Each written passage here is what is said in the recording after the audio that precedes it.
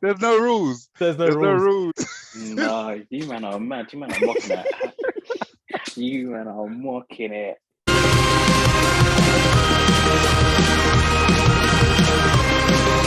And one thing that will pause as well during November and December is the Champions League. And yeah, that's something that I'm really looking forward to talking to you about today as well. To you as well too about today. My grammar's fluctuating, kind of like Everton's season. Good, good segue though. That was a good segue. Yeah. Good segue, because this is kind of what everyone's kind of listening back to as well, because we did mention that we are going to do a lot of series on the Streets We'll Never Forget. And this is our Streets We'll Never Forget series where we're talking about the Champions League. And to make it easier, BT Sport have released their own like BT Sport Immortals type, make your own team type of thing as well, which is great. I found it fantastic because you got to learn what other players who have played in the Champions League, who have won the Champions League, what they really value in a football team, and who they really think is the best kind of players that they would have in their team as well. And what got me thinking, Zim, is for this episode, and hopefully Sean joins us later on for his kind of team, is if you were to make a six-a-side like we would do on this podcast every now and then, but without the main players that BT Sport have used as their 33 contenders for the Champions League Immortals, who would you pick and why? Because I'm going to run through the list just so everyone here who's listening who doesn't know what I'm talking about. The goalkeepers BT Sport picked are Buffon, Van der Sar, and Casillas. Their right backs are Cafu, Dani Alves, and Philip Lahm. PK, Ramos, Ferdinand, Puyol, Maldini, Varane. Roberto Carlos, Marcelo, Ashley Cole. Midfielders are Xavi, Gerrard, Iniesta, Modric, Scholes, Zidane, Pirlo, Seedorf, and Toni Kroos. The forwards are Figo, Messi, Lewandowski, Benzema, Ronaldo, Henry, Ronaldinho, Raul, and Gareth Bale. So for everyone listening, if you see our six-a-side teams on social media and you're like, why the F is Ronaldinho not there? Why is Hamz not picked Toni Kroos or something like that? How can you not have Roberto Carlos in a six-a-side team? These are the rules we're going by today. This is what we're going to be doing. So this is going to be fun for us because we've got a lot of thinking to do, and it will be a proper Streets We'll Never Forget, because it's actually going to be from who we've actually thought about and who we can actually think of off the top of our head, which will be quite fun as well. So shall I let you go first? Do you want to do the honors in terms of if you can pick someone? Yeah, I just think Okay, so 6. So that's start back to front. Yeah, okay, that'll be probably easier. All right, so and again, Champions another League. rule for our listeners to know: we can't pick the same player as well. So if you pick someone, I can't pick someone. So if you pick Neymar, I can't pick Neymar. That type of thing. Oh, is it a joint one, by the way? No, it's me versus you. It's me. Okay, yeah. And then when Sean comes, he can do his one. Yeah, because mine will be yours. So everyone knows it will beat mine, so I'm not complaining. I'm just picking people who I like. There'll be people here like, why the hell has Hamza got Bastian Schweinsteiger on a six-a-side pitch? He cannot do anything on a six-a-side pitch. But that's what people will be seeing from this on social media later on. But no, Zim, I'm ready to see who you've got in store for me. Okay, yeah, mine's kind of off the top of my head as well. I'd say I really, really wanted to choose Edward Van der Sar, and this might sound crazy, right? But I feel he's low-key underrated. People know, but I mean, okay, before he signed for Man United, before we won the double, right? Champions League double, not just domestic double. Mm-hmm. I remember him at Fulham and at Ajax, and I was like, it just makes sense to get. Why don't we get Van der Sar? I was really young, so I wasn't even like football savvy like that. But I was just like, no, Van der Sar's he's a baller, like.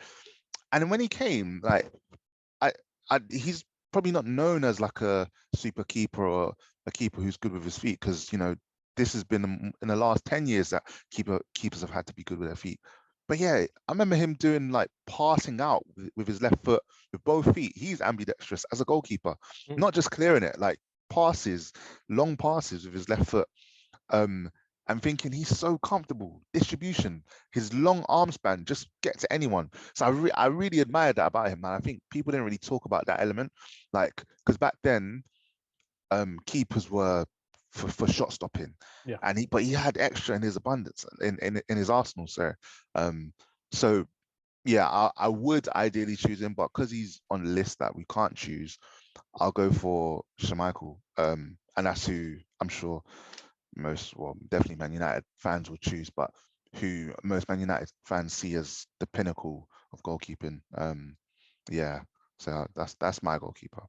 Brilliant. So that was a great shout out for Edwin van der Sar and Pete Schmeichel, someone who, if you haven't seen him play as a goalkeeper, you have to see him play because he was the proper dominant keeper for Denmark in the European Championships in 1992 when they won it as well. And obviously in 1999, he was Man United's treble winning keeper at the same time. So he's actually got it in him to be a dominant force on a six-a-side pitch for you as well. For me personally, because I'm going proper streets, I may get a bit of a Sean element in this and just feel like who I want to pick. I'm going very, very off field compared to you because you're going for really good keepers as well. Because I was thinking of like Canizares. I thought Canizares from Valencia was really good when they got to the final of the Champions League back in like 2001. It was fantastic to see him play. Someone like Julio Cesar in his prime at Inter Milan and that Jose Mourinho side as well. Again, playing out from the back. He's one of the keepers that used to do that quite a lot. Didn't really do well at QPR, but he did quite well at Inter Milan under Jose Mourinho, which worked really well. And then I'm thinking of Dida. So Dida, Dida's a standard kind of one, isn't it? You're kind standard, isn't it? Yeah. Well, it's Champions League. Everyone's going to relatively keep standard, you know what I mean? Yeah, the standard is high at the Champions League as well. So Dida is someone who I quite like to watch. He was someone who I thought would have been really good to see in this day and age as a goalkeeper. I thought he was a bit ahead of his time. World Cup winner, Champions League winner as well. But he got a flare thrown at his head as well. Streets will never forget that. Streets will never forget that. He was down on the floor. And that's where you see that iconic picture of, who is it? Materazzi. And you see the flare in the background as well. Yeah. And they're just like leaning on each other's shoulders like, yeah, this is it. This is the Milan derby. Oh, I love it.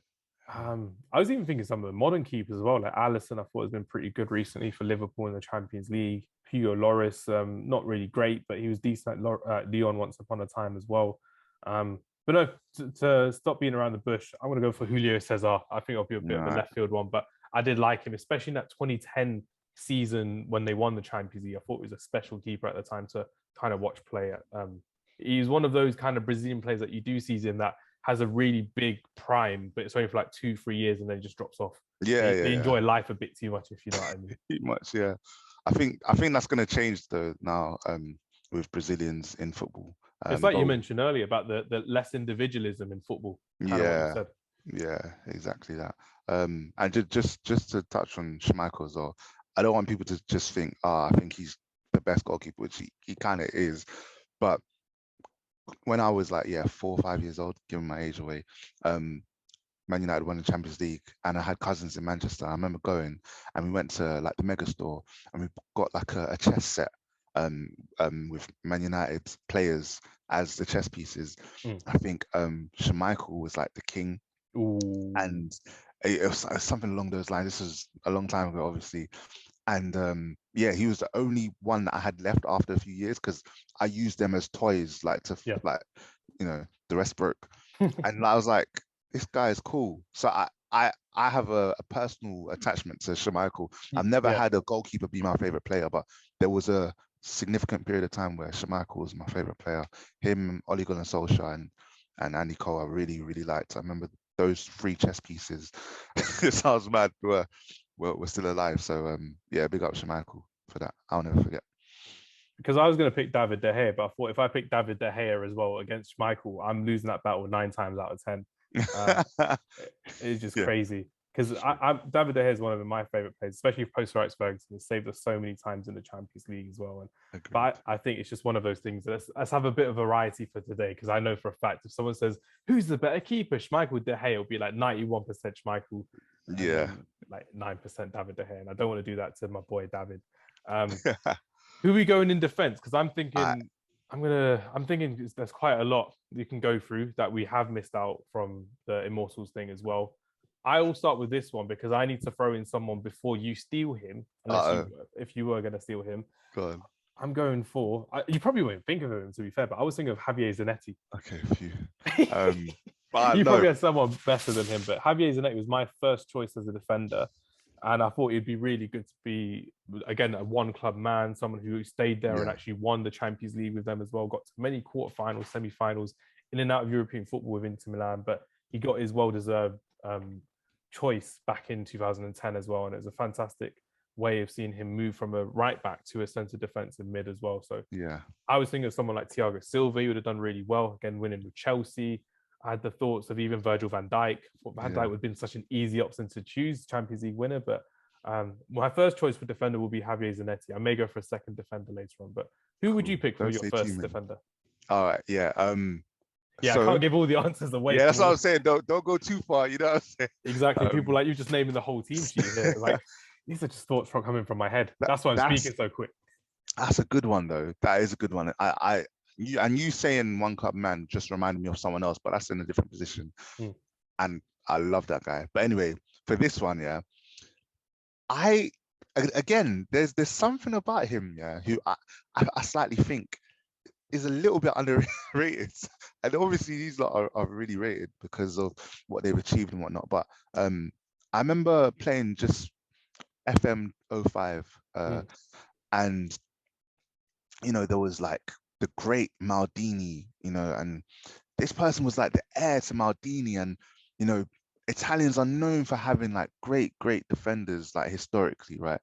So I remember in the World Cup, Cannavaro got the like Ballon d'Or, and he was a player of the tournament, and there was like a gap. There was a gap because I felt like this person really deserved it. So my guy, especially his name as well, is so comforting. It's like a nest. Do you know what I mean? Alessandro Nesta. Oh my gosh, big Nesta. baller.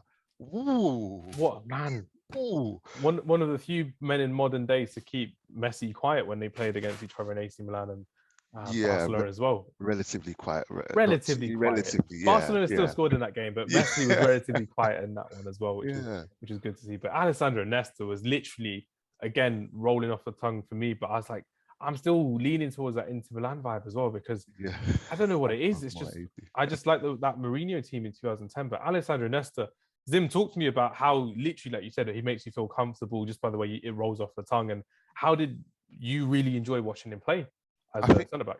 So, okay, like I would say Maldini in his prime was a bit before my time in terms of like access to Italian football, and Maldini had like a 25-year prime. So exactly. This is true. This is true. Yeah. And to the extent that I didn't know that he started off as a left back. I didn't know that he was seen as a player that really brought it out from the back and was ahead of his time in that sense. All these inverted fullbacks like I was surprised in the Champions League final in 05 when he played left back. It was left back Maldini, centre back Stam and Nesta. I was like, he's 39 years old. How's he going to do against Vladimir Spitzer? And he just ate him up. So this is the thing, like, because I was so used to seeing him in centre back, like it was weird when my brother and older people would tell me, he was left back before and that. And so I always just saw Nesta as the number one centre back because Maldini was playing left back. Maybe he wasn't good enough. Obviously, I learned that wasn't necessarily the case, but I feel like Nesta had the things that Maldini was known for in centre back, like bringing it out from the back, comfort. Like he didn't need to sprint too much. It was not like he was super pacey, but he was always in the right position, read the game well, like had the long hair. Do you know what I mean? Like these things all play a part. Because like if you're striking and you just see those locks, the hair on Nesta, you're just like, nah, man, I don't even want to go past you. Like, let me just, do you know what I mean? He has that aura about him. Just like literally that aura is like, don't come near me. What are you doing? In a bad Italian accent. Like, this is it. So yeah, no, I think his comfort on the ball is something that, other than Rio, in that era, I didn't really see much of, and I really admire the likes of.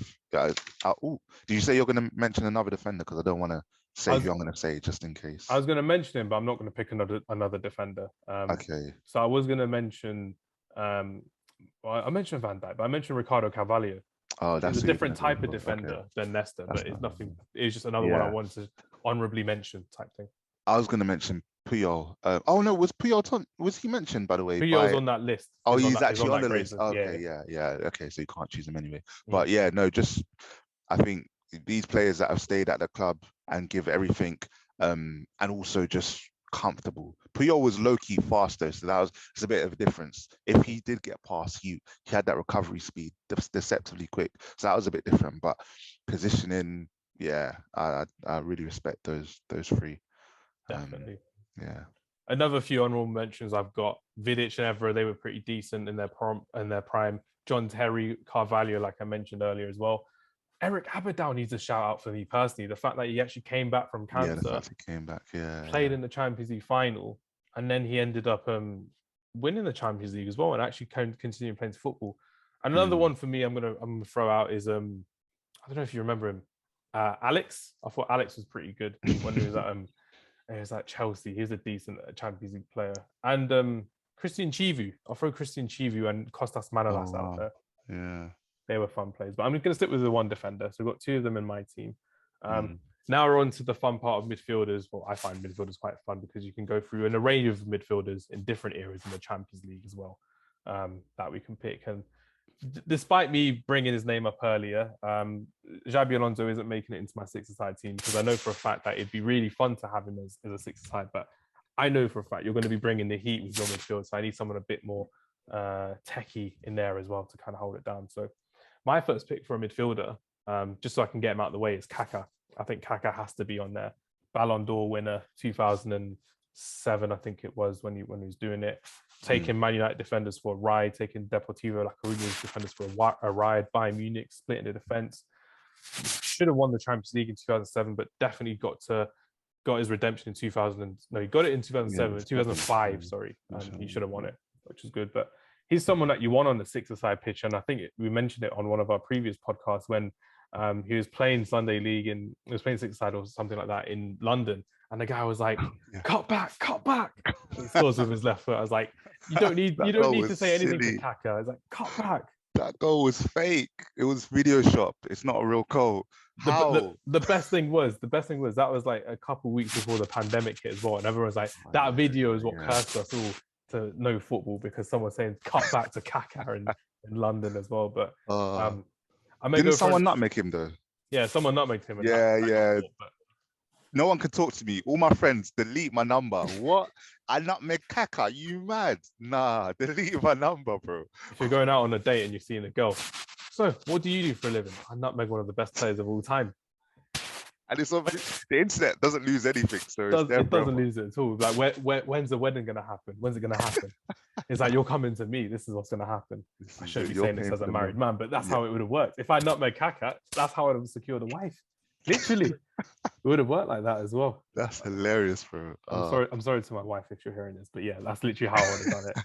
I would have proposed like that. I'm not one of the greatest of all time, but I think Kaka is very slept on. Like you mentioned earlier about Son Heung-min, again, a really good player, done really good things, but because of his longevity and his injuries, it doesn't really stand the test of time. But I will always remember Kaka for his exceptional brilliance, his awareness on the ball, off the ball. Looked like he was gliding everywhere. Like he was wearing ballerina shoes on a football pitch as well. And he did it in one of the tougher periods of Italian football, which I thought was great.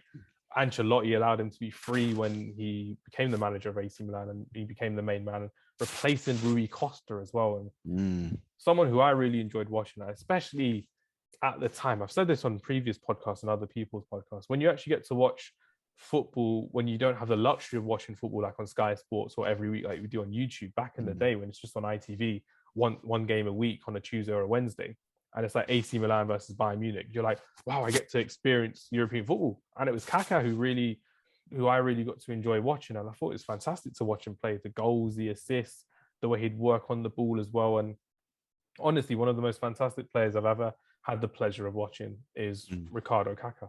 So he's definitely my number one at the pick. I had to mention him just in case you stole him. I was like, I can't. I thought so. I could tell. Yeah. To be honest, though, I was actually going to pick another defender, but I still will. But I'm going to do it after because I want to get through the midfield because you might nab some of mine. Go on, take your midfield pick. All right, so this is the third pick. It's the third pick, isn't it? So yeah, I had to because this is my guy. Another one of those ones where you play with them on FIFA, or you play like you might have a team. And that's the thing, Italian football was so big in the 90s, early noughties. Lazio were my dabbled around with two other teams in Syria, one of which had this guy before any other Czech player was big, before Petr Cech. I know you know who I'm going to talk about now. And his name, especially, I had one guy in my primary school as well. He was Polish actually, but his name was Pavel. Yeah, and I was like, why are you good at football? You're harnessing the spirit. That's why you're harnessing the spirit of your namesake. Nedved. What? How is his name Nedved? How does his first syllable rhyme with his second syllable of his surname? You know, it's a rap. So good they named him twice, Nedved. The alliteration is there. It's crazy. Like, honestly, vision, dribbling from attacking midfield. That was the first time I really saw that done in that position. Because in Italy, they didn't have. I just threw something in my glass out of sheer pain because I was like, Nedved was my next choice. What was that, man? He was my next choice. I just threw something against the wall and it just landed in my glass. I'm just so angry that you picked. If I went for my Nedved. defender, then I knew it. See, God works in interesting ways. Basically, yeah. Zim's a tactical genius tonight. It's crazy, ridiculous.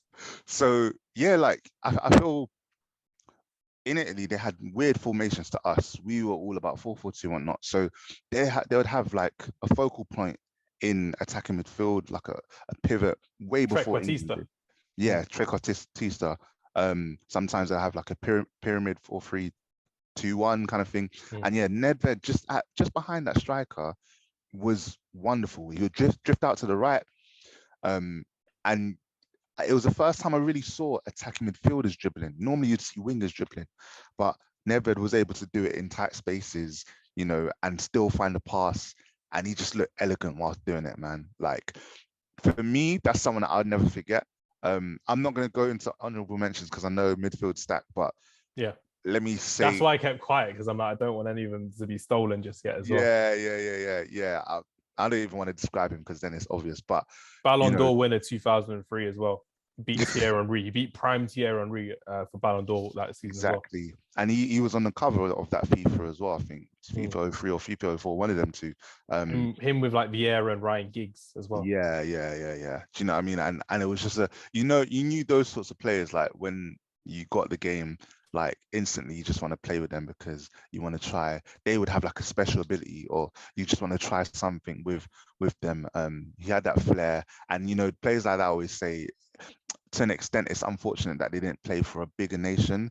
But at the same time, you know, the likes of there's been some other players who have carried their nations who are smaller, quote unquote, through to like finals and semi-finals in the Euros and whatnot. He wasn't able to do that, but big up Nedved. Like that's my guy. That's my guy. Yeah. So yeah, man. You ruined me once again by picking a really good player that I wanted, but it's just one of those. That's what I'm here for, man. That's what you're here to do, and we've got Sean back with us. So Sean, thanks for joining the podcast. You joined us at the middle of our six-a-side Champions League team. So I sent you a picture of all the players you can't pick. So just to bring us up to date, we've done goalkeeper, we've done a defender, and I've done a midfielder. Zim has done one goalkeeper, one defender, and one midfielder. Yeah. So you can pick your goalkeeper, your defender, and your midfielder that we haven't picked. So I've picked Julio Cesar. I picked who did I pick in defense? It was Julio Cesar, Javier Zanetti, and then it was who was my midfielder? Kaka, yeah. Julio Cesar, Kaka, and Zanetti. Zim stole. I'm glad he didn't steal my goal, but basically Zim stole. I didn't steal no one. Who I chose was Nedved, Pavel, the one and only. Nedved he stole from my mind subconsciously. Defender, you had Nesta. Nesta was a sick choice. Yeah, Alessandro. I was thinking of Nesta. And then your goalkeeper Nesta as well. No, you weren't. Don't try it, Sean. Don't do that. Bro, let me even show you my phone. Oh, you've actually planned it. Oh, when I was on my way here. Oh yeah, you had the time to plan it as well, and he picked Peter Schmeichel as his keeper as well. So I just popped that in the chat for us. Cool. Nobody's picked my keeper, which is good. Go for it. Who have you got? Almunia. Yeah. It's gonna be Lehman, bro. It's gonna be Szczesny. No, you man are mad. You man are mocking it. You man are mocking it. But to interrupt your Lehman would have been rudeness. Lehman would have been a good keeper, to be fair. Lehman would have been a good shot. I didn't even think about him, but I was actually going to pick Dida. Oh, do you know who we didn't pick? All of us. Who? Oliver Kahn. Oh, I don't know why I didn't keep at that. Oliver Kahn. Yeah. Good shout though, Dida. Dida's a good shout. Yeah, I'll go for Dida. In my defense, I had two choices. I'm going for John Terry. Good choice. Good choice. We gave him an honourable mention, but out of favouritism, I chose not to pick him. So. Yeah, no, I can't even lie to you. The stuff that man's done, I have to respect it still. I respect Dida more. As much as I hate Chelsea, John Terry deserves a shout. Then in my midfield, I'm going for none other than Michael Essien. Okay. Chelsea. I do like that one. That would work wonders on a 6-a-side pitch as well, as we know. Yeah, for sure. Which is Dida also, I think, he had a slit in his haircut, innit? He had like a little slit. Yeah. No, he's got some iconic photos, like some iconic stills. So I rate that. You can't forget World Cup Dida. winning keeper, wasn't he, in 2002? Yeah. This is it. Good shout there, Sean. Good introduction to the pod today. Honestly, today I'm serious. Serious. Today I'm serious. Right. So we've all got our 3 plays each. We've got 3 more to pick. I'm going to go for another midfielder, and I'm thinking, do I want to go for Swaz again? I'm not going to mention all the names that I've got on the top of my head because I don't want to ruin the podcast for our guests. But I've got 2 in mind, but I'm going to discuss it with you two because I'm going to have another midfielder for you. One of them is one of the best free kick takers you'll ever see in your life. Another Brazilian player who, again, may not have won all the trophies in European football, but it was a serious presence in European football. His name is Juninho. So he's, again, been there, done that for Lyon and done fantastic. The other one is, it's more of a fan favourite, I would say. Someone who I've really enjoyed watching, and I hated seeing him for an opposition team, but I really got to enjoy watching Frank Lampard play as well. I really did like watching Frank Lampard as an attacking midfielder. Again, gets slept on a lot in terms of the fact that now he's a manager and everyone remembers him as a manager. But Zim, Sean,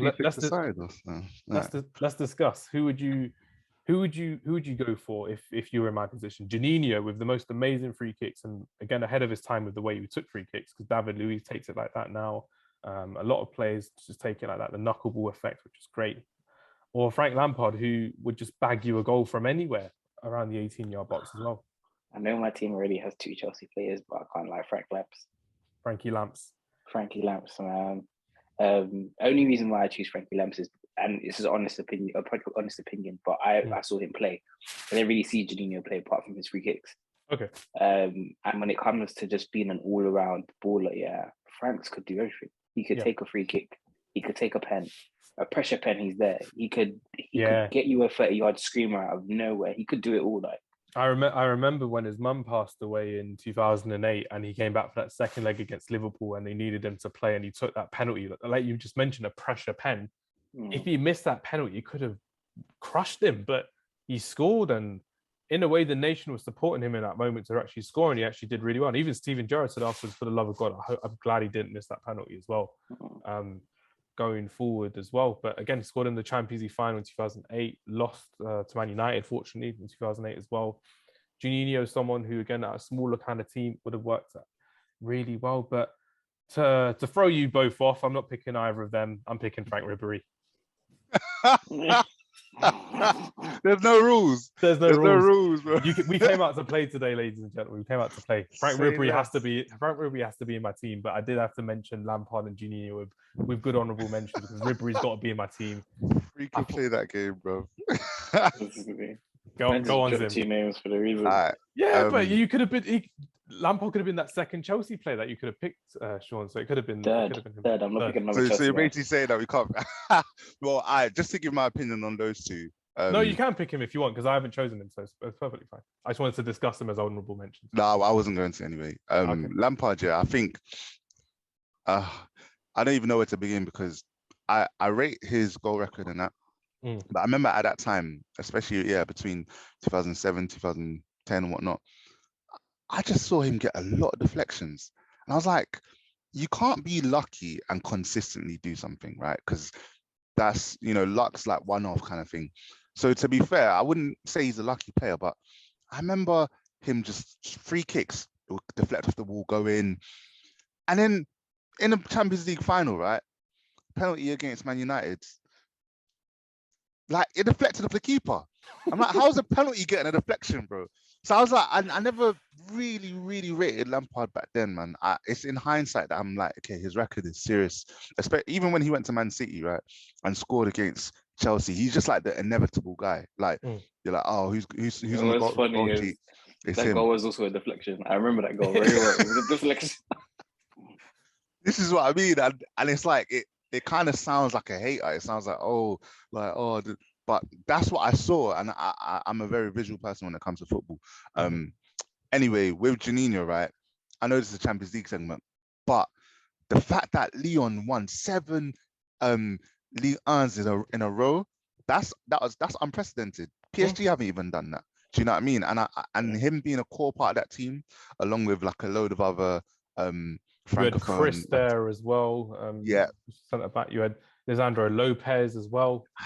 They had some really, really good players. Mick Holly, I think, was there. Florent Luda once upon a time. Young Benzema, of course. Yeah, definitely.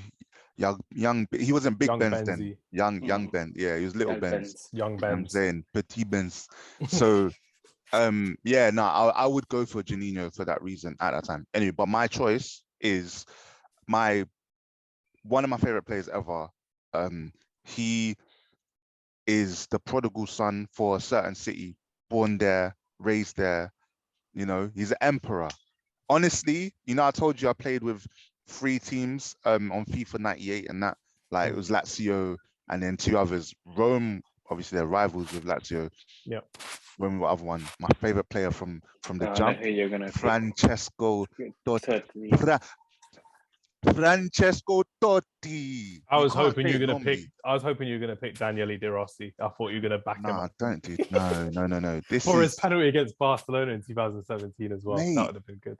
Totti was lobbing people from beyond the D. He was lobbing goalkeepers from defenders thought he was gonna have a smasher. You know what I'm saying, like a hard shot. And he was the trequartista as well, like we mentioned previously. He was withdrawn forward. So him and Nedved playing together, that would be nuts, man. And I think he was slept on as well because he played for Roma his whole career. You know, they weren't, but he won a Serie A, which is good. But I think just visually, like, because he wasn't like super fast, he wasn't super strong. Just his technique got him everywhere, man, and his vision.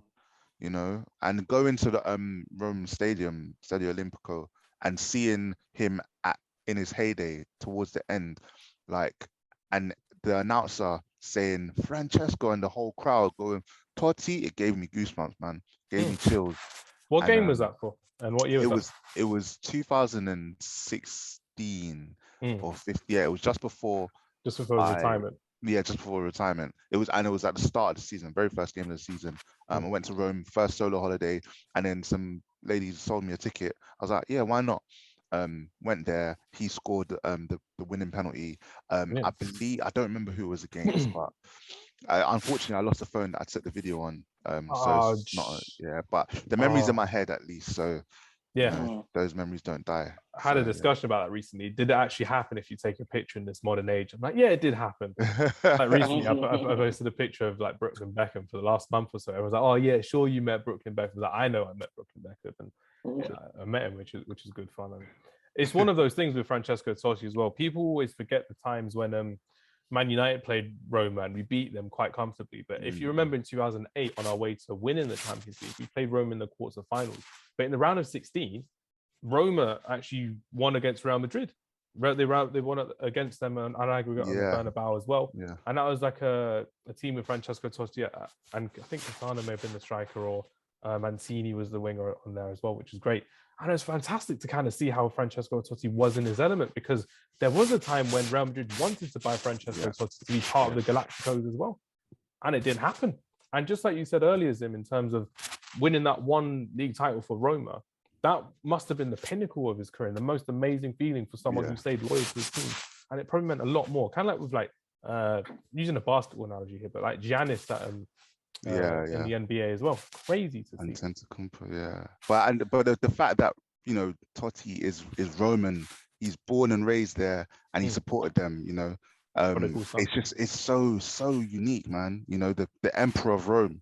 Like, what a title, but it's so fitting for him. You know, like literally, go to anywhere in Rome, say Fra. Yeah, everyone's going to Francesco Totti. They'll just be looking at you like Totti, like unless his they're name rings Lazio bells, fans. bro. Yeah, unless they'll bring out even knives. They respect him. They respect him. Like it's to that extent that their biggest rivals be like, okay, Totti, okay, like that sort of vibe. It's like how Arsenal fans respect Sol Campbell. I get it. No, don't bring that up. Don't bring Arsenal in. Can't say Sol Campbell and Don't do this. We're talking about Totti and you're bringing in Sol Campbell. No. I mean, listen, you're talking about like respecting your ops. We respect Sol Campbell a lot, even though he plays for Spurs. The same sentence as Totti. No one's ever compared Sol Campbell to Francesco. No one will ever do that. No, not even I'm doing that. Sean does everything that no one's done before. You definitely did that. It's crazy. Everyone heard you say it like that. It's crazy. Unbelievable, Sean. Unbelievable. How can you make this about Arsenal here? How are you making about Sol Campbell of all players as well? Yeah. You said Bergkamp or Henry. We may have gone along with it. You know what I mean? No, Sol Campbell. Respected by Arsenal, respected by Spurs. It's definitely not respected by Spurs. Sean, choose your Sean, who's your fourth player? Who have you got? So originally, I was going to say Deco. Ooh. But I'm not going to say Deco. That was a good shout, though. Because do you know what? There's only 2 players in my life that I could say to you guys. Yeah, I honestly admit this. It's the first time I'm ever going to admit this. Only 2 players I ever loved in football. Yeah, before I even liked Arsenal. Yeah, and that was Uncle Thierry, forever and always, and another man called David Beckham. Screaming Beckham at free kicks. Yeah, loved him. He was the one reason I was so close to supporting Man United, but Henry just did it for me. So mine's going to be David Beckham. And everybody's screaming Beckham when he's on a free kick. History could have gone so much different for you. History could have gone. I could be crying right now, but I'm not. He was one of my crying, bro. He was one of my honourable mentions as well, David Beckham. And it's just, it was me. I was saying to Zim earlier when I went to foot golf this week. I was just screaming. I was doing the Beckham pose and everything in terms of shoot. It just lives with you for the rest of your life. For the rest of your life. And it's so iconic the way you would strike a ball, even not when it's not on a dead ball situation, but when he would just strike it when it's rolling, when it's dead on the floor as a penalty. Amazing player. Telling me, all 3 of us said icon at the same time without even realizing it. Like that's how iconic the pose was when he goes to strike a ball. We need to talk about the '99 final as well. And I thought personally, again at the time as a kid, I couldn't care less. But in hindsight, why did he not win a Ballon d'Or in '99 or in 2000? He was the main man for Man United because we had a rotation of strikers. We had Peter Schmeichel, who was great. Roy Keane was in and out of the team with injury and then suspension. Paul Scholes was suspended later as well. But David Beckham was there forever. He was there for every single game, playing 90 minutes. Incredible talent. And I personally thought he was within a shout. I know he's in the top 5 of 99 Ballon d'Or, but he came second. Rivaldo came first. But what the fuck did Rivaldo Barcelona. do? Excuse my language. We beat Barcelona, and who was it? It was Beckham's. Beckham's free kick in our away kit at home, which made no sense. Sorry for swearing, but David Beckham, man, he deserved that time in the sun. Uncomfortable conversations. People don't want to talk about it because he's a celebrity, but that 99, he definitely deserved it. Because if it was today's age when people are like, whoever wins the Champions League, who's the most impactful, they're going to win the Ballon d'Or. But back then, why is it different? Yeah, it's weird. It's mad, but a lot of people don't actually understand what Beckham was like as a baller. Like, take away the celebrity status. You know how people get on Pogba for cutting his hair? You could never get on Beckham for his hairstyles. Apart from those cornrows, they were awful. When you met Mandela with those cornrows, those were awful. Yeah. Those were awful, man. That was not culturally appropriate. That was not culturally appropriate to meet Mandela like that. Even I know that, and I'm not even black. I know that in those days, it was acceptable. Today, Mandela was shook when he saw it. That's all I'm saying. Rest in peace, Mandela. He was shook when he saw it. Yeah, Mandela was shook. Maybe in Millwall, it might have been appropriate, but in Bermondsey, them places there.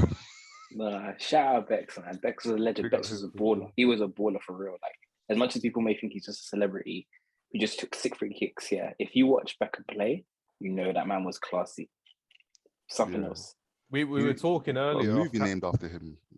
Who has that? Do you know what I mean? Ben like Beckham. He was in the Goal 2 film as well. But we were talking earlier off camera, Sean, Zim and I, about how football pundits compare like Luka Modric to having every club in the bag type thing, in terms of you can hit any type of pass.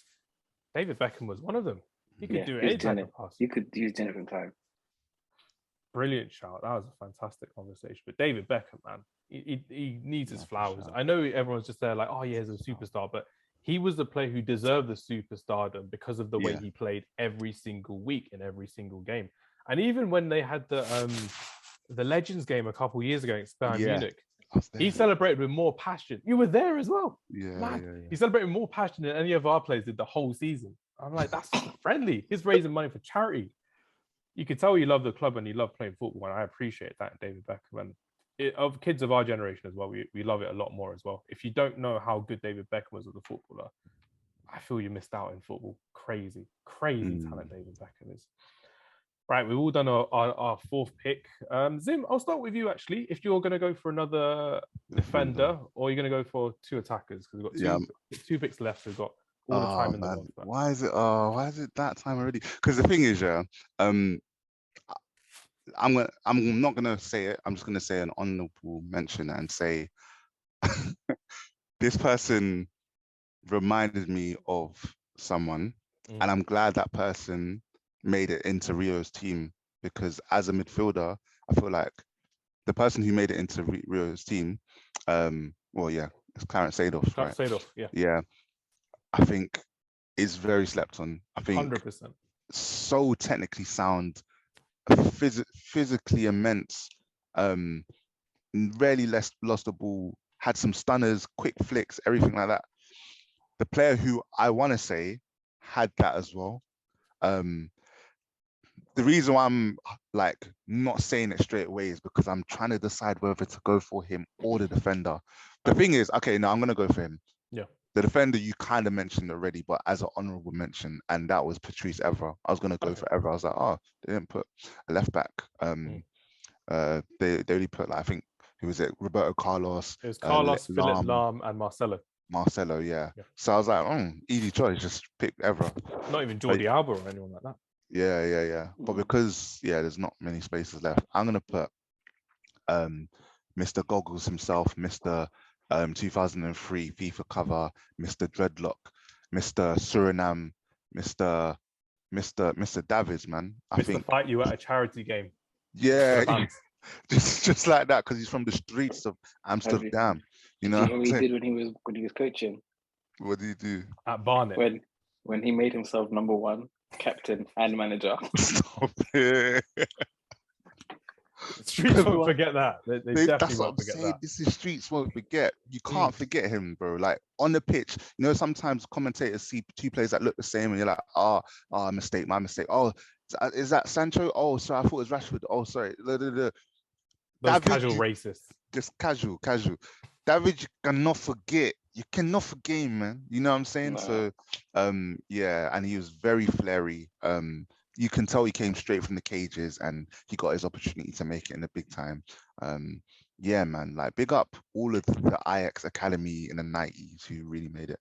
But was he in that? You know that famous Nike advert when they were on that cargo ship and they were having the freebie feet? He was in that, wasn't he? Yeah. Bad man episode. Nike don't do it like they used to before in some of their adverts. No one does it anymore. I would buy their boots because they were actually really good adverts. My mum was like, what the hell are you doing? I'm like, they're just really good.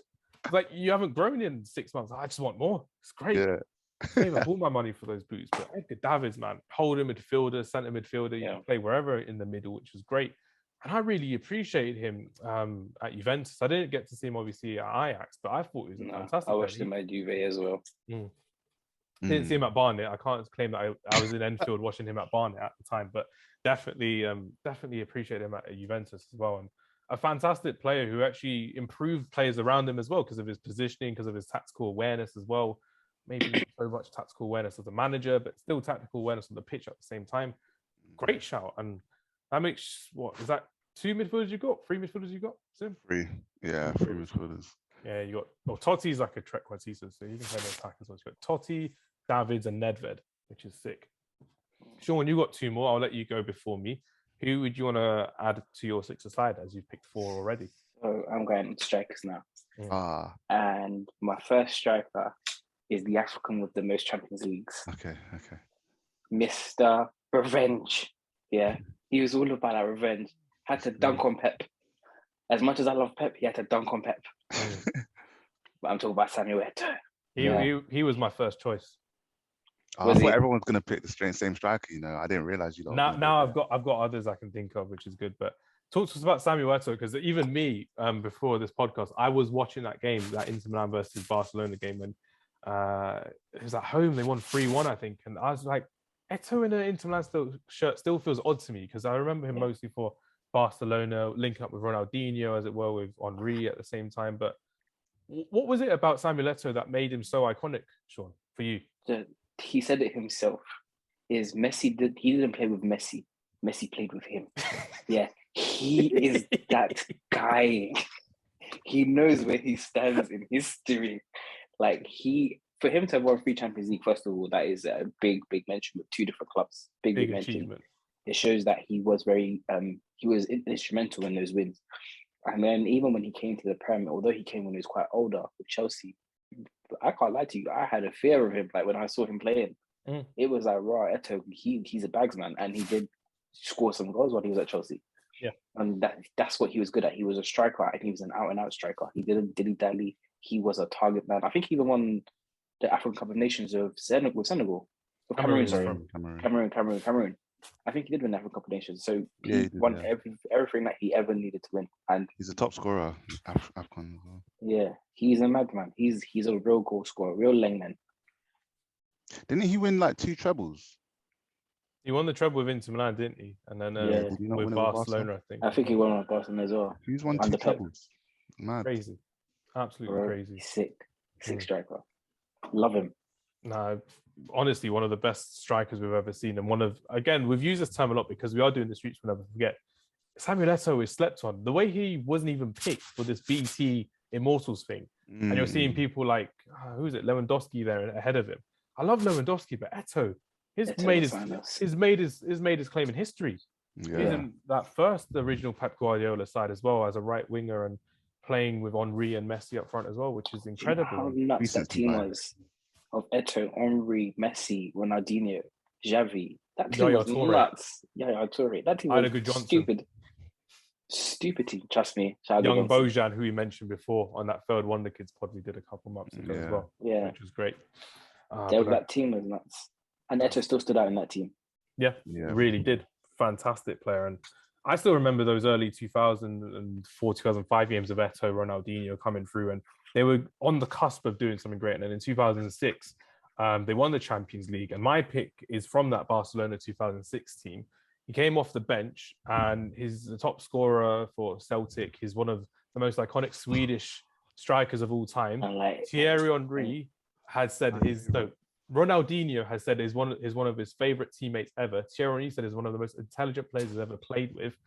Frank Rijkaard brought him off the bench against 10-man Arsenal, and he assisted both goals in the 2006 final. And he had one of the best ever 3-month loan spells at Manchester United. Hated and loved him. Mr. Henrik Larsson. Mr. Henrik Larsson is the guy. One of my favorite players ever. He is honestly one of the ones that got away from Manchester United, because I remember him coming and playing with like a young Wayne Rooney, young Ronaldo, and the next season afterwards they just spurted into life as some of the most amazing players you'd ever seen on this world. And Henrik Larsson is one of the most intelligent strikers I've ever seen. Him and Zlatan Ibrahimovic at 2004 Euros were fantastic to watch together. Him at Celtic with John Hartson and Chris Sutton. The Europa League, UEFA Cup final, against Porto when they lost in the semis was gruesome, but I thought he really deserved the European trophy at the time. And that was like my first UEFA Cup that I watched properly. Remember Jose Mourinho winning against Celtic and there. And then he moved to Barcelona a couple of seasons afterwards. And his first game in the Champions League in the group stages was away at Celtic. And I think he scored against them or assisted against them. And it was great because you're seeing someone you see it a lot when a player goes from like a small country in the Champions League type thing, and he doesn't really settle properly at the club, but he settled in, he fit like a glove. Fantastic to watch him play. And honestly, I've said this before, but I'll say it again. The fact that Henrik Larsson, I think, was that missing piece of the puzzle for that Barcelona attack, because they were literally knocking at the door against Arsenal in the Champions League against a Manuel Almunia goalkeeper because Jens Lehmann was sent off and they couldn't get through. They couldn't get through the defense. Senderos was your centre back. Aduwes was your right back, Sean. And they couldn't get through. And then the second half, Henrik Larsson comes on. I think Giuliano Belletti scores the winner on it. Ronaldinho gets his well-deserved Champions League, which he deserved. Esso got it. Young Xavi got it. Young Iniesta got it. Deco won it. Young Messi got it as well. And I think that was all due to Henrik Larsson coming off the bench. He was the game changer in that. And he did change the game. He was fantastic. And it was one of those people that, because he wasn't a flashy striker, he wasn't a main man at a big club, he's a main man at a small club, people overlook him. But for me personally, I'll never forget Henrik Larsson. I think he's one of the most amazing strikers that, if any young player out here is listening to this podcast and you want to learn how to be a top striker, look at Henrik Larsson's movements, look at the way he observes the game as a striker. Absolute fantastic player to watch. And one of the most joyous players I've ever had the pleasure of watching is Mr. Henrik Larsson. Well said, man. Yeah. Well said. You know, I was talking about favorite. That came from the heart. That came from the heart. I felt that. You know, I was talking about favorite players like from young, and you might not even might have inconspicuous reasons as to why they're your favorite. Like Schmeichel being one of the chess pieces on the chess set from the Man United megastore. Solskjaer was also another one of my favorite. But Larsson, not even, it was the dreadlocks, like when he was running with obviously the green and white for Celtic, every week I'd see him on, whether it was like Scottish Premier League highlights, I don't know, BBC News or something like that. Yeah, banging in a goal, all types of goals, like, you know what I mean? It was just so effortless to him. And even on his highlight reel, it's the same. And he had a nasty leg break as well. I remember that. People forget that. He was up for like a year with that leg break. That ends careers when you have like a year out. They'll never be the same player ever again. But came back stronger and fitter than ever, which was great. The intelligence. This is why I call him one of the best players that I hate, bro, because he ruined our Champions League. We were 15 minutes away. And he ruined it. And with him afterwards in the celebrations, he was like just shrugging his shoulders and like just he wasn't even madly celebrating like the rest of the Barcelona. But it is what it is. Henrik Larsson. I love that guy, man. Right, so we're all on our final pick now. This has been fantastic because we literally can pick wherever we want in the team. We can pick defense, midfield, attack. Sean, I'll go back to you actually. Who are you going to pick for your sixth and final pick for your Streets Will Never Forget UEFA Champions League Edition team? My final pick for my team, I actually think I might go midfield. And the reason why I think I'm going to go midfield is because I think this guy actually deserves it. I said I was going to pick him earlier and I went and chose Bex instead. But I think he deserves to be in this team as well. When I think about how many goals Edgar would get me, I have to bring back Deco. Good man. Yeah, Deco has to come back into that team because he deserves it. I think another underrated baller, and there were so many that I could mention. One person I was going to mention, I'm going to give an honorable mention because he's so underrated, is Pedro. Pedro was a baller. Not many people know that. Pedro was a baller. Pedro, not Chelsea 4-3-4-3 Pedro. Pedro was a baller. Pedro was a baller. But I'm giving this one to Deco because Deco was something else. Do you know how for ages in my life I thought like I was a striker? Just to find out an attacking mid. Because that's how many he used to bag. He was a bagsman from the midfield. For a time, I thought this guy was a striker. And that was another name that we used to scream in the playground as well. Deco! Yeah, from far. Yeah. He was the catalyst. He was the catalyst on the pitch for Porto in that 2004 Champions League campaign. And like I mentioned in 2003, the UEFA Cup campaign as well. And moving to Chelsea, he didn't win that Champions League whilst he was there with them as well. And it was one of those things where you thought he could kind of do that at Barcelona. I think he did when he moved to Barcelona in 2006. He was in that team as well because Xavi learned from him, Iniesta learned from him as well. And who else was in that team? Albertini was there, Oleguera was there. But Deco was someone who I thought was just, he was a joy to watch though. You could watch him and you're just kind of there, like, even if you didn't understand football, watching someone like Deco, even with the way he would strike a ball, didn't really get the lift that I thought he could. But being a small man, he didn't need it with the short range of power that he had. Him and Ronaldinho together was stupid crazy. Stupid crazy. That I think was the original. That's when 3-4-3 became a formation because you needed those two to be attacking. If like PlayStation could like remake 2005 FIFA on PS5 and PS4, everyone would be playing that because of that formation, that team, the way they played. Incredible looking. Decker was the FM favorite as well for Manager 05, like the classic one. Decker was definitely one that people were like, cheating to sign him. Yeah. So that's a good shout, man. Sure. Nicely done. Let's add Decker to that list. I told you I'm not playing today, guys. I'm not playing. You played when you mentioned Sol Campbell in the same breath as Totti, so need that's going to be clipped or something by someone. It's going to be clipped.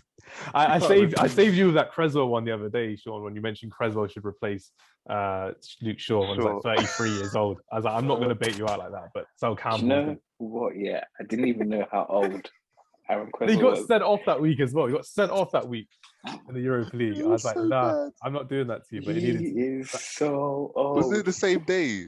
It was the next day or something. Yeah. Crazy. No, I never knew he was that old. But no, I take that back. Aaron Creswell needs to retire. He's done for. He's going to get bullied by Haaland next season with Julian Alvarez on the wing for Man City.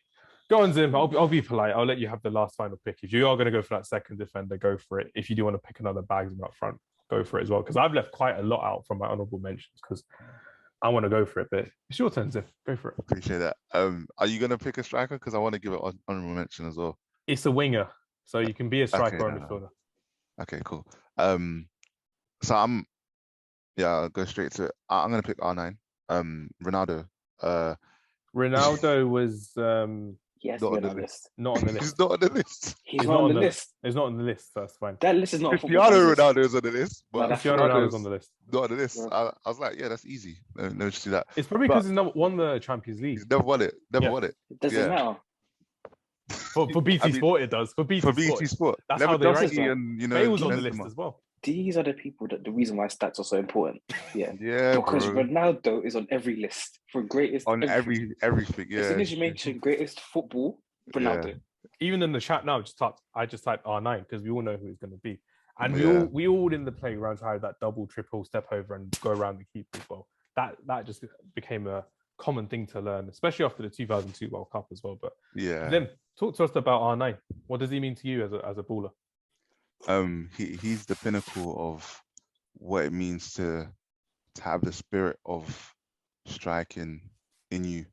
Just born with that gift of unpredictability, the gift of joy, the gift of speed, pace, acceleration, but still having the ball under control, having that raw strength as well. Defenders trying to hold you off, but they can't get near the ball. That flair that will scare the air. Just wanted to make another rhyme because it will tear. Do you get what I'm saying? He literally, that's a good one. Should be my ghostwriter. I told you, I'm your creative consultant, unofficial creative consultant. Definitely, I'm up for it, bro. Honestly, like I've got this list of like favorite players and stuff growing up. Even the non-obvious ones, the likes of Solskjaer, the likes of Larson, Schmeichel, and whatnot. He was the bait one. R9 was one where I was talking to you about individualism and how, if Pep went to Brazil, they'll play good football, it'll be a strong system, but the individuals will lose that character, that gets you attracted to football, makes you in love with it. R9, it doesn't matter if there's a system, he will destroy it. It doesn't matter like what sort of defenders you put on him, he will annihilate them. Like it's ridiculous, right? His show reel says it as well. Like a lot of the time, UEFA Cup goal as well against. You know what I'm saying? For Inter, yeah. You know what I mean? Like people would see this. Yeah. Sometimes the show reel doesn't do justice to the actual player. Oh no, it makes the player actually look better than they are. He was exactly like that. Like every game, he'll strike fear and thunder into the defenders. And so, yeah, man. And obviously, supporting Man United and him coming to OT, banging in a hat trick. Like we won 4-3, but lost overall, like him putting in that masterclass, especially after the World Cup, and people saying he was past it because he had unfortunate knee injuries, which everyone says what if he didn't have those? He'd be even on another level. How is that possible? The level he was, and people are like, if he didn't have that knee injuries, he'd be on another level. Like he was doing up stat stuff before stat merchants were about, bro. Like, And stat merchants were around like 2006, so he actually beat the stat merchants before as well. He beat them. He was doing a goal a game for Barcelona when he was like 19 and that. Like for PSV, I haven't heard. Don't even get me started. In all those completed dribbles that people didn't take account to, he would be the one to do it. That's where he used to smoke as well. What was that? That's where he used to smoke as well. Probably did. I don't know. Health, I don't know about health out the window. That man there, those days of football, those guys used to smoke and drink and come and kick ball at 10 o'clock in the morning. 10 o'clock. Those guys were living. I haven't seen Brazilians smoke like a cigarette. I can't imagine a Brazilian smoking a cigarette though. But You've seen Brazilians smoking? I say not like cigarette. Yeah, like I can see them drinking, but yeah, something else. But I don't know. The point is, he was doing all of this stuff before stats were a thing that people tried to chase. He was just treating it like it was a playground. Like, should I score now? All right, cool. Let me just go past everyone. He could do it at will. And he did it in 4 different leagues, bro. Like the fact that he did it in Serie A at its peak for Inter Milan, like they weren't on the top, but he made them super competitive at that time. You know what I'm saying? Almost a goal in every game. The best thing about R9 that I could say to anybody watching this, there's no Henry without R9. There's no Messi. There's no Cristiano. There's hella players that you're looking at today that don't exist without R9. R9 was legendary. Like he was hands on heads. He was the one. He was absolutely the one. You got people in Britain trying to get that cut off hair in the 2002 World Cup because of the way he played, going past Oliver Kahn as well.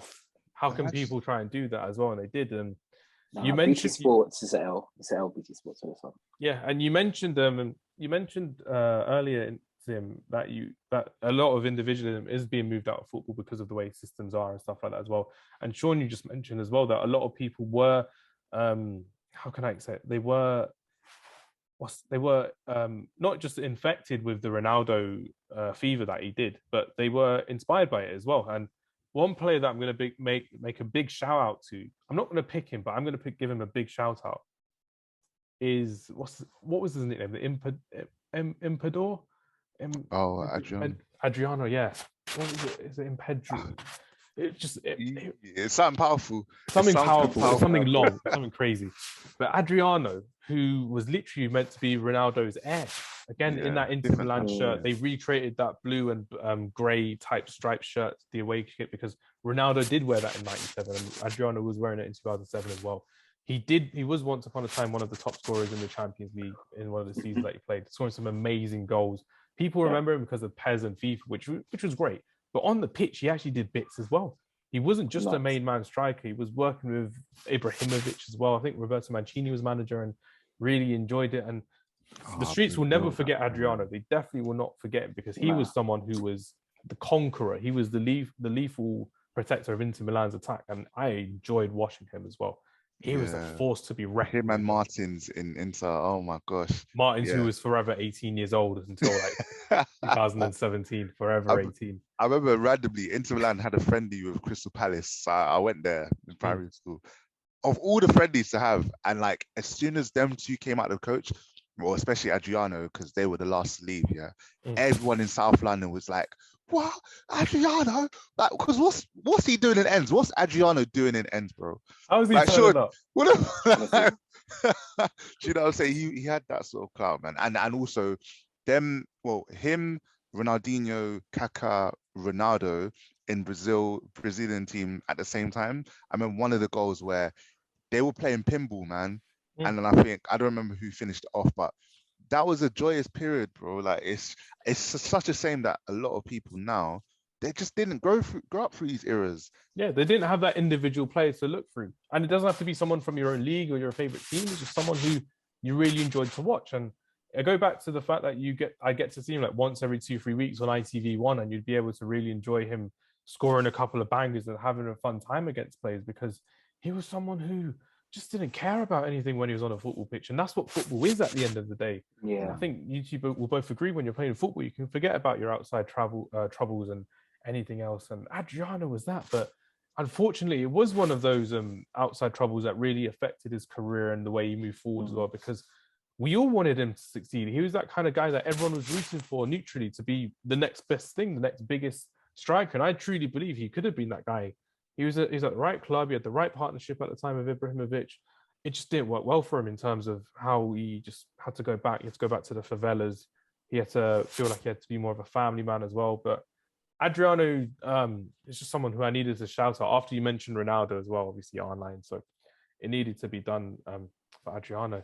But me finishing it off in style, is it really style if I pick Wayne Rooney? Should I pick Wayne Rooney?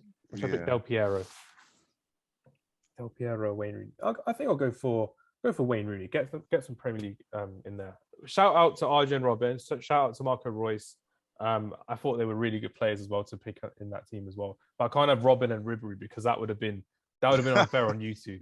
The game would have been over before it started as well. So for everyone listening, I did spare both of these guys by not picking Arjen Robben in my team. But Wayne Rooney, out to David Villa as well. That's who I wanted to shout. What a guy! One absolute good juicer, finisher.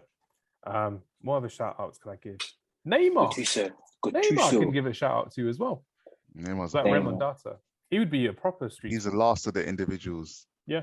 I hope there's more because I've got faith in Vinicius and Sancho. Yeah, true. Yeah, no, I think there will be more, but yeah. But I don't. Do you know what's crazy? Is I think there will be more, but I don't think there'll be any as crazy as like the Neymar, Ronaldinho.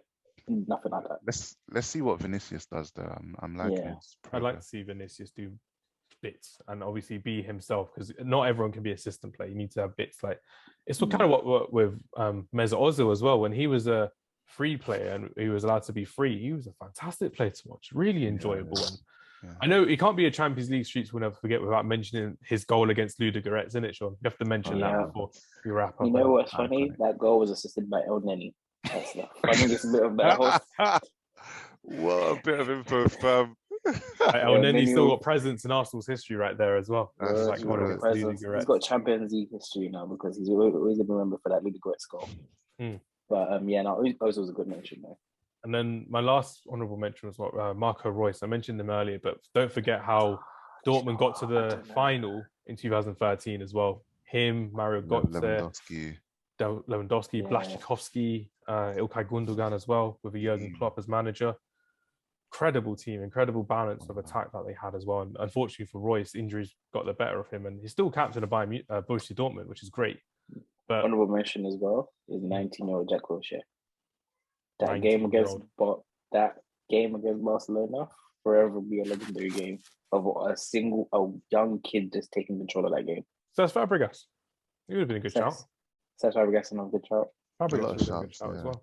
But yeah, I'm finishing off in style with Wayne Rooney. Again, he's going through a court case at the moment with Jamie Vardy, so he's not really enjoying much style at the moment, and his club's in administration at Derby. But Wayne Rooney, the footballer, bursting onto the scene with a hat-trick against Fenerbahce. I will always remember that game for the rest of my life, that first debut he had for Manchester United, and just really enjoying that second goal when he just dropped the shoulder and just banged it in. It was great. The free kick was fantastic as well. And I remember him celebrating with Eric Jemba of all players. So that's something I remember him getting. I got the shirt. I didn't get the name on the back, but I got the shirt from that season as well, which is great. And I remember meeting my friend the next day before school and just chatting to him about it. It's incredible. It is fantastic. And he really lit up Champions League nights at Old Trafford as well. He was a really good player to have away. I remember him scoring a header against AC Milan in like 2010. And we won at the San Siro 3-2. And we hadn't really won at the San Siro for a good number of years as well when he played them, or Inter Milan as well, respectively. So Wayne Rooney is someone who I will always enjoy, and especially for his goal against, do you remember his goal against Roma in 2008, when it was like 1-0 and we needed to get through in the quarterfinals against them, and he scored. It was like on the half turn and just banged it. Oh yeah. No, I remember that. Wait, was that part of the two legs, by the way? Yeah, that was part of the. No, that was in the group stage. Sorry, it was a group stage. The group stage. Yeah. Yeah, I think I remember that. Yeah, really, he's got like so many bangers in his history. So even that 2007 home game against AC Milan as well, that was a banger. When he literally last minute just let the ball run through him and he just banged it in past Dida as well. He was good at that. Really good player to watch. And I really enjoyed top player to watch as well. I really enjoyed watching him when he was younger in the Champions League, because when he got a bit older, Man United was kind of declining in and out of European football as well, weren't the best. And It was more about his assists and how he can affect the team as a team player as well. So it wasn't always the case. But young Wayne Rooney in the Champions League was a menace. And I enjoyed watching that menace literally tear up defenses. Him and Ronaldo, Jason Park as well. That ridiculous, absolutely ridiculous counter-attack. Goal against the game was already done, by the way, against Arsenal, but that ridiculous counter-attack, just running the length of the pitch, and you're just seeing him do that, slide it in with his weaker foot over to Ronaldo and finish it off. And that's a great way to finish off this segment with Wayne Rooney as my last. No, Wayne Rooney was a great one. Good shot. Great one. Good shot. I think we've all done sick here because Champions League, like I mentioned at the beginning, top standards wherever you're looking as well. I'm really looking forward to seeing which of these teams are actually going to be the best, because realistically speaking, we've all done fantastically well. And there'll be some people who'll be like, oh, why didn't you pick this person? But for everyone listening, it's because we're going against this BT Sport Immortals thing as well. So I'll pop that on the description on social media as well, so people don't hate us for what we've done. But we've lost out on so many people, but we've gained so many people in our sixth sides as well, which is what we love, because we had to be thinking about it, which is good.